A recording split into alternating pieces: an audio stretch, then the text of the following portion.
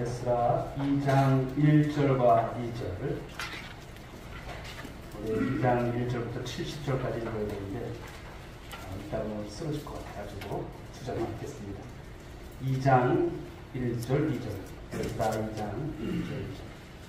제가 읽는 성경은 구약성경 711년에 있습니다.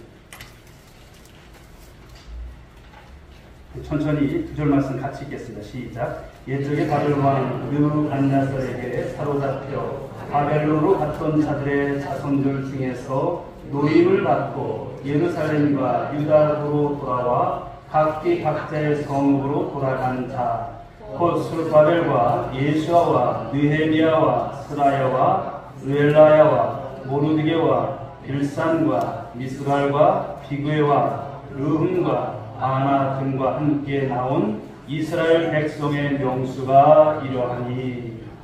아멘.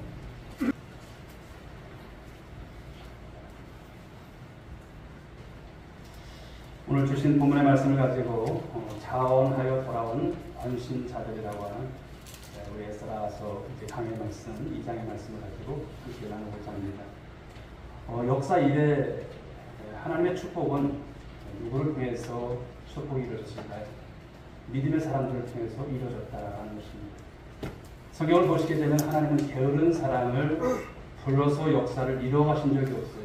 부지런한 사람들, 성실한 사람들, 하나님을 참되게 믿는 자들, 이런 모습들을 통해서 하나님이 이끌어가셨죠.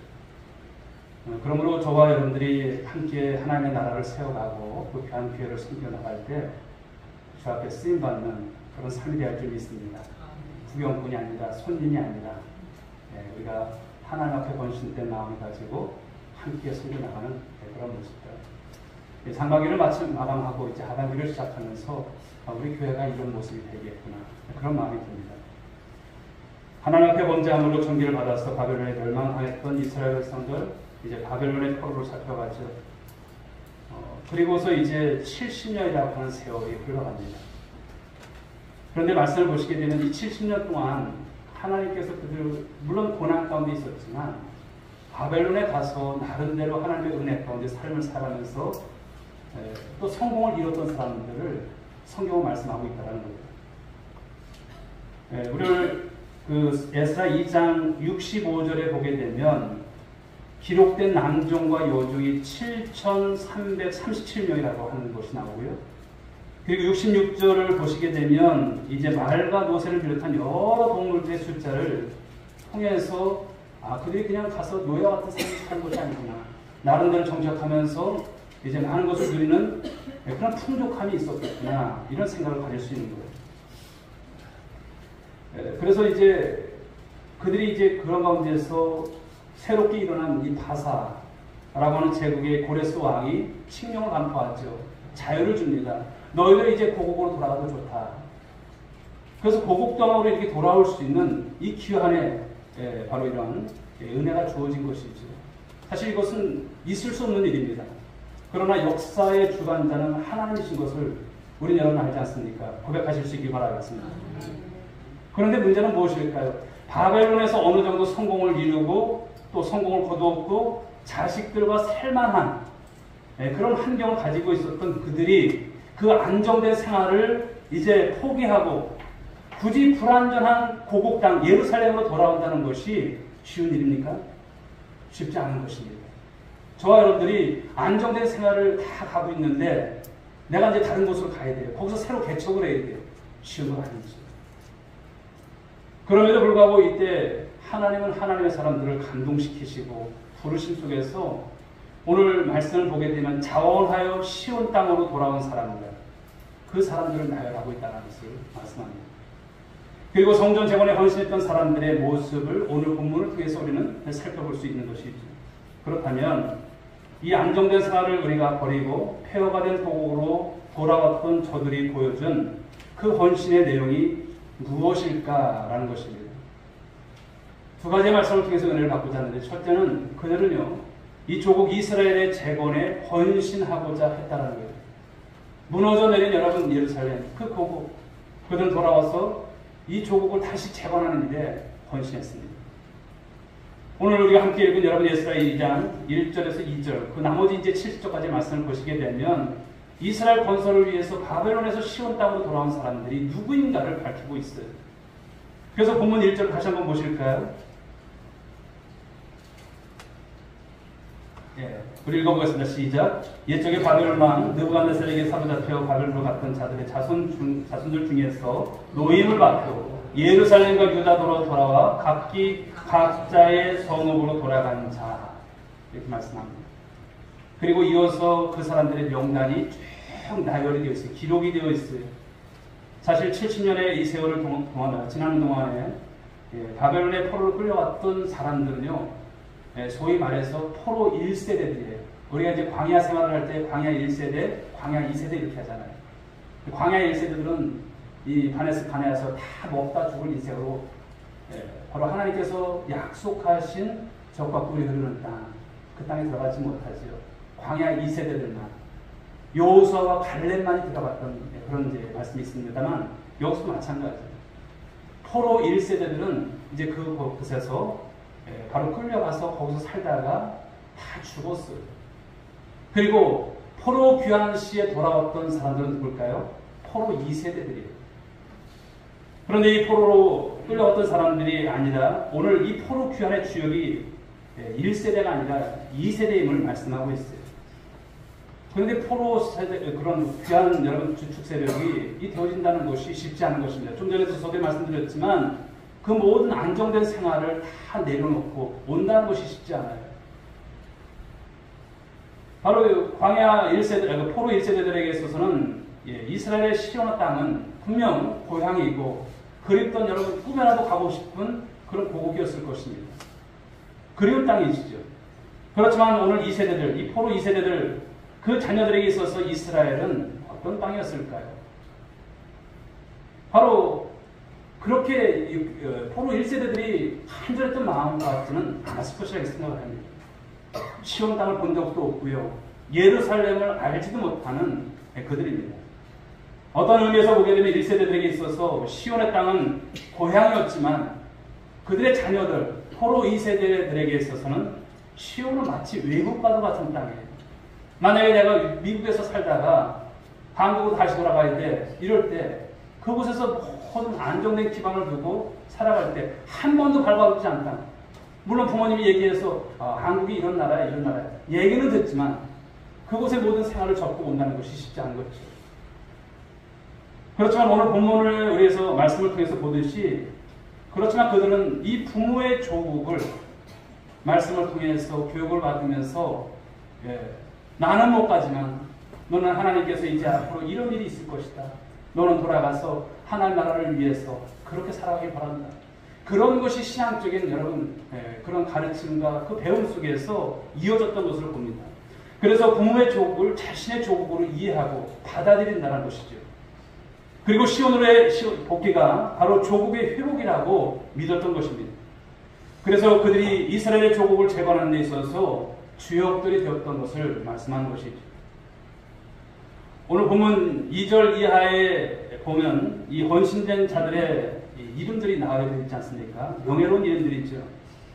그들 중에는 알려진 그런 지도자들도 있었습니다. 그러나 그들 중에는 무명의 백성들이 참 많았다는 것입니다.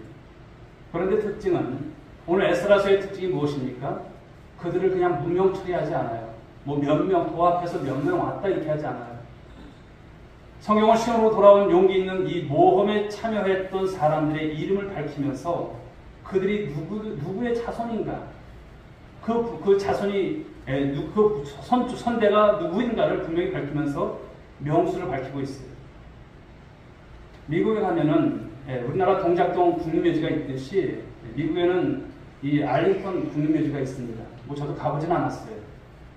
그런데 거기에는 존 F 케네디 대통령 그리고 그의 동생이었던 로버트 케네디 같은 유명한 사람들의 그런 묘소가 있습니다.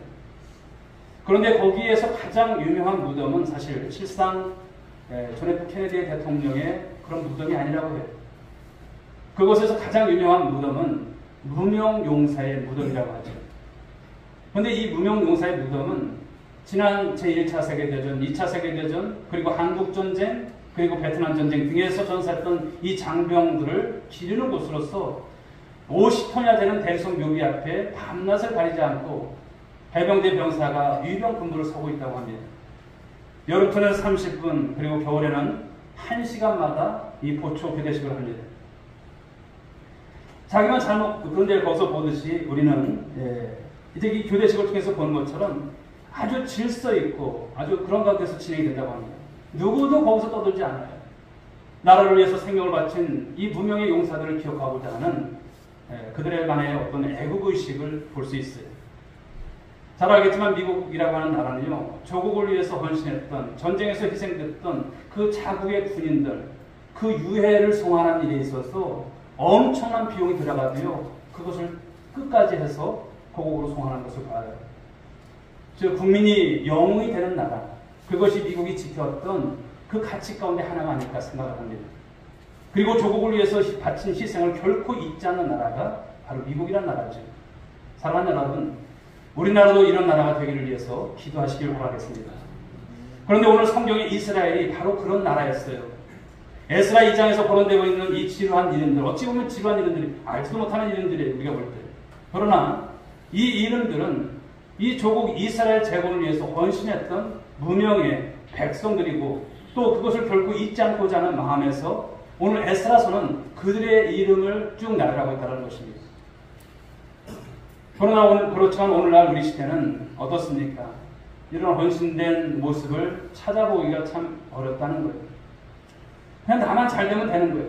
그냥 나만 성공하면 되는 거예요. 나만 잘 먹고 잘 살면 되는 그런 어떤 나라로 우리가 어떻게 되든 상관하지 않는 모습들 참 많습니다. 그러나 그럼에도 불구하고 우리는 여러분 그리스도인이고 믿음의 사람들입니다. 믿음의 사람들은 내 조국, 이 대한민국이 잘 되길 위해서 우리는 기도할 줄 믿습니다. 위정자를 위해서 기도해야 되고요. 나라 안팎에서 지금 일어나는 수많은 일들에 대해서도 그냥 여러분 그냥 강 건너 불 끄고 하듯이 보는 것이 아닙니다. 그것을 우리가 늘 기도하면서 또 주님 앞에 이 하나님 나라, 하나님께서 세우실 통치하는 나라, 그런 나라가 되기 위해서 우리는 여러분 최선을 다할 줄 믿습니다.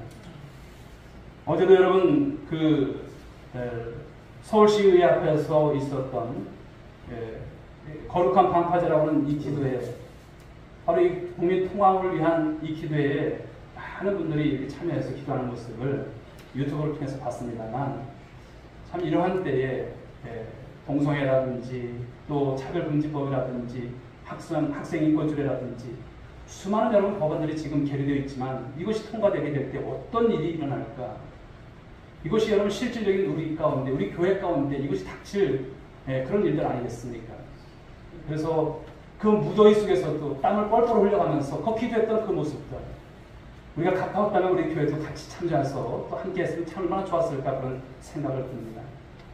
물론 여러분 교회가 우리가 뭐 어떤 정치색을 드러내고자 않습니다. 그러나 나라와 민족을 위해서 우리가 지금 기도해야 할 때라는 것을 여러분 늘 기억하시고 조국을 사랑하는 우리 성도들 될 수 있길 바랍니다.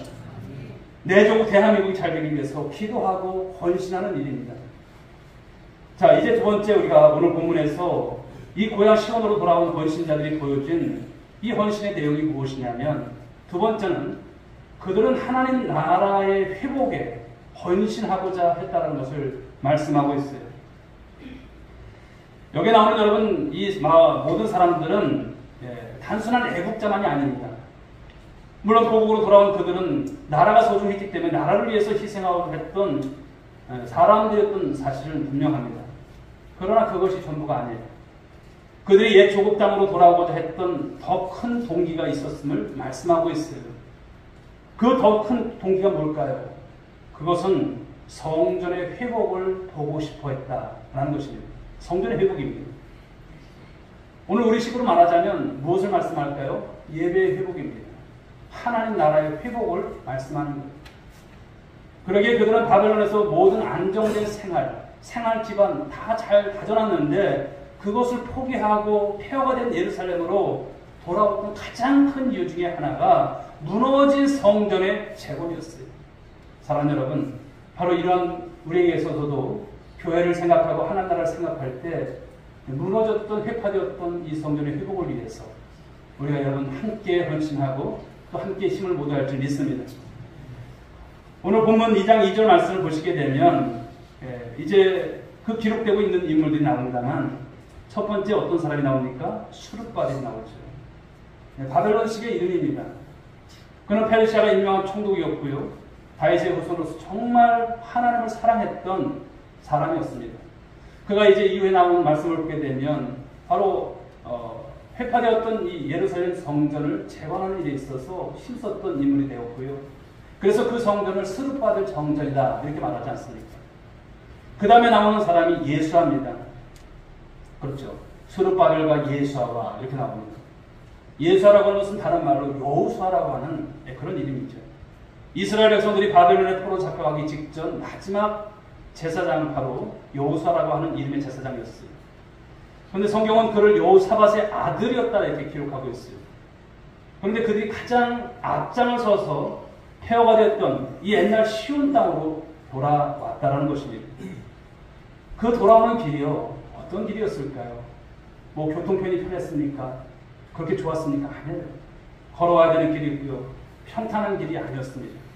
뜨거운 모래바람이 있고 바로 휘몰아치는 사막길을 걸어야 할 여러분 그 먼 거리를 돌아오는 그런 길이었습니다. 강도라든지 도둑들이 우글거리는 그 위험을 무릅쓰고 와야 해요.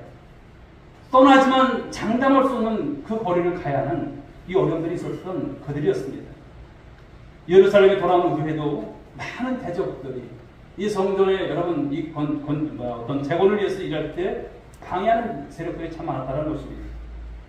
사랑하는 여러분, 그럼에도 불구하고 그들이 바벨론에서 이 성공된 삶을 포기하고 오늘 예루살렘에 돌아왔던 이유가 무엇일까요? 그는 단순히 애국이 전부가 아니었습니다. 성전 회복에 대한 바로 이 더 큰 관심을 그들은 가졌다는 것을 말씀합니다. 오늘 본문에서 언급되고 있는 이 지도자들의 이름을 살펴보면 몇 명이십니까? 11명이에요. 그런데 이 비슷한 명단을 느헤미야 7장 7절에 가서 보게 되면 또 한 사람의 이름이 발견이 됩니다. 한번 찾아보실까요? 느헤미야 7장. 느헤미야 7장 7절에 가서 보십시오.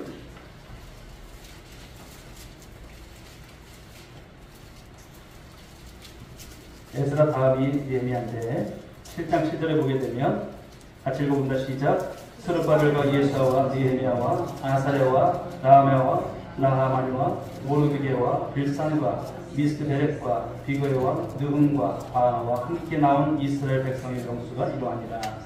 여기에 보게 되면 나하만이라고 하는 사람이 한 사람 더 추가되고 있어요. 그러니까 이 사람의 합까지 합치게 되면 12명이 되는 거예요.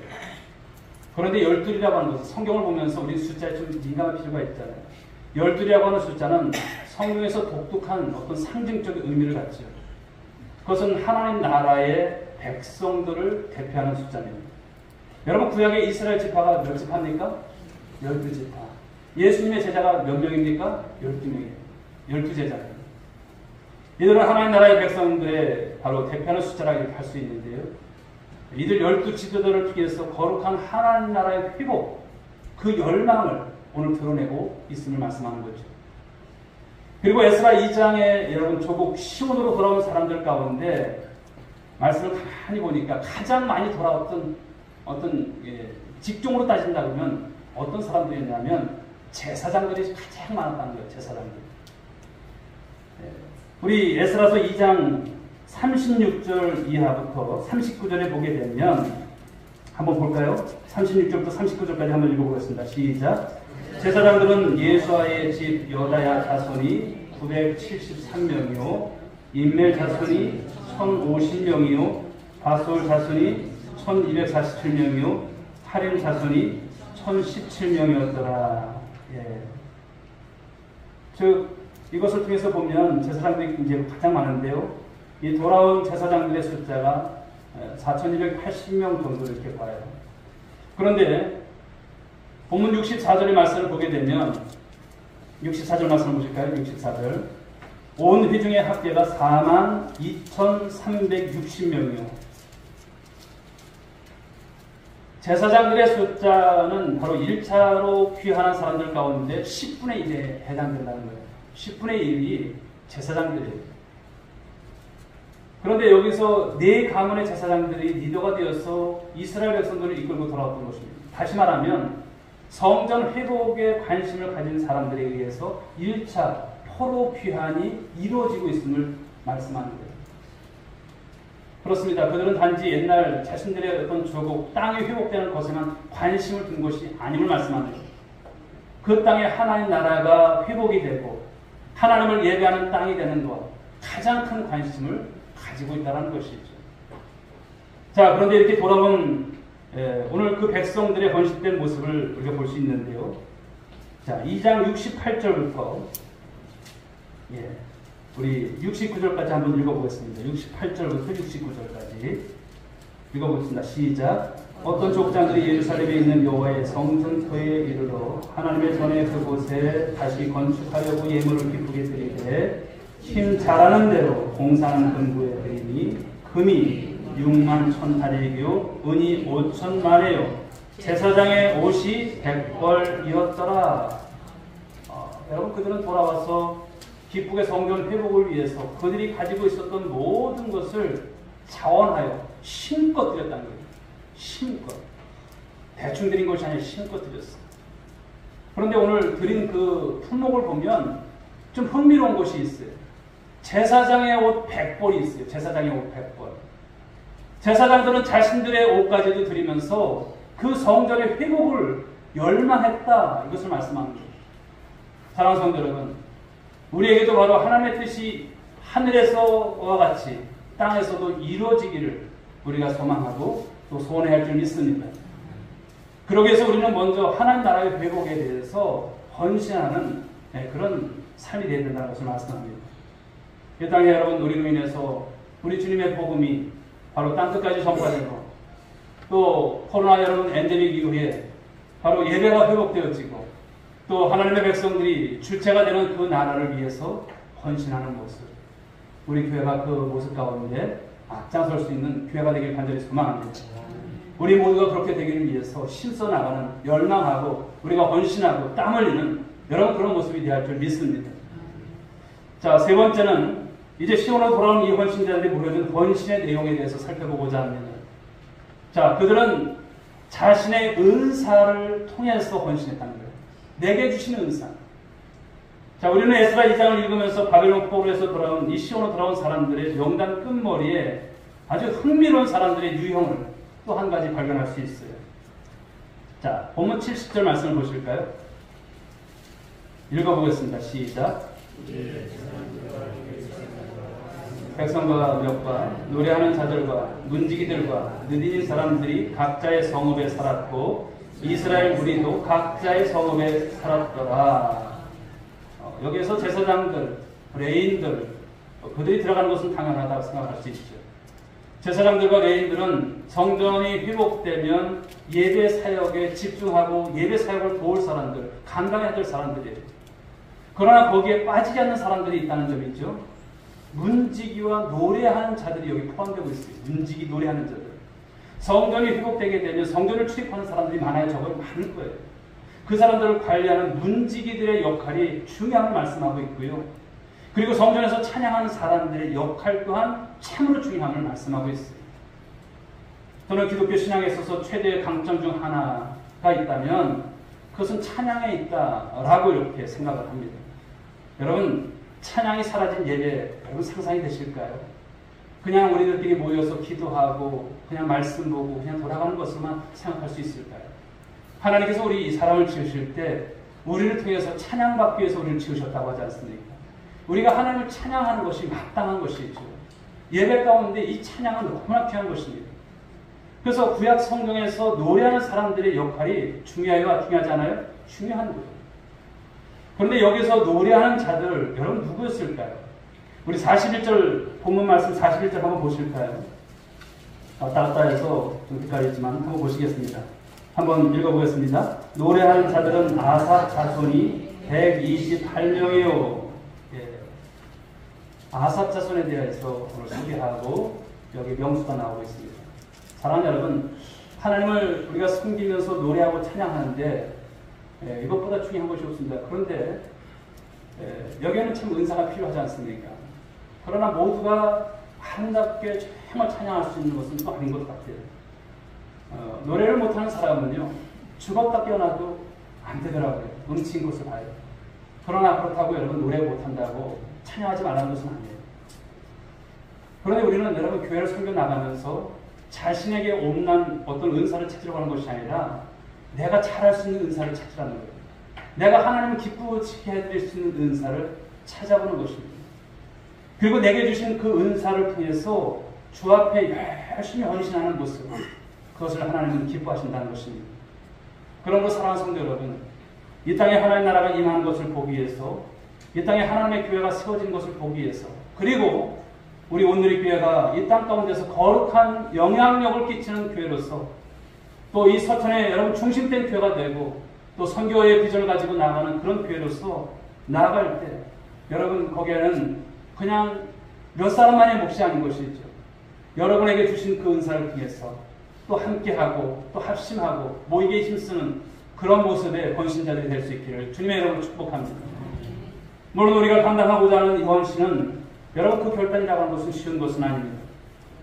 그것은 자신에 대한 희생이 필요하고 가족에 대한 희생도 각오해야 하는 것입니다. 그러나 기억하십시오. 하나님을 위한 헌신의 결단은 결코 후회가 없음을 믿으시기 바랍니다. 하나님 기쁘시게 하는 일에 하나님께서 우리를 받으시는 거예요.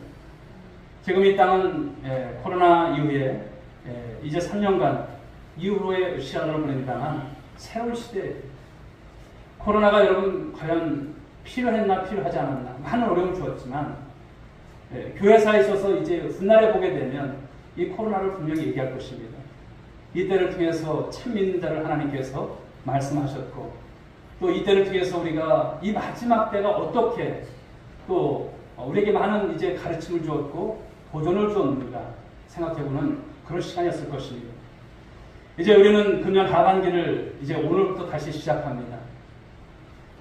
그런데 우리 주님 앞에서 교회는 그냥 서두지 않습니다. 누군가 헌신해야 합니다. 누군가 그 일에 땀을 흘려야 합니다. 누군가 그 자리를 채우고 그 가운데서 기도하고 예배하는 일에 최선을 다해야 하는 것이죠. 그래야 하나님 나라가 오기 위해서 우리가 그 일 가운데 쓰임받는 모습이 될 줄 믿습니다. 사랑하는 여러분, 하나님은 지금 여러분들 가운데 어떤 사람들을 부르고 계실까요? 여러분에게 주신 은사, 여러분에게 주신 재능을 통해서 하나님을 섬길 수 있는 오늘 이 시대에 바로 헌신자들은 과연 어디에 있을까라고 하는 것입니다. 오늘 저와 여러분들을 하나님께서 부르시는데 그 부르심 앞에 기쁘게 자원할 수 있는 여러분 한 분 한 분이 될 수 있길 간절히 소망합니다. 주 앞에서 응답하시고 하나님 나를 사용하여 주옵소서. 하반기 정말 주님 앞에서 불꽃같이 살기를 원합니다. 주의 영광을 위해서 살기를 원합니다. 오늘 서두에도 말씀드렸지만 그들은 생활 기반 다 가져놨어요. 살만해. 그런데 성전 재건을 위해서 하나님 나라를 세우기 위해서 그 먼 거리를 왔던 그들의 모습. 나는 주님을 위해서 오늘 섬긴다고 하지만 어떤 열심이 있을까요? 내게 많은 은사와 은총을 베풀어 주셨지만 우리는 어떨까요? 주님의 정말 바라시는 그 교회, 우리 온누리 교회 여러분 흥황함을 여러분 기대하십니까? 그 부흥 성장을 기대하십니까?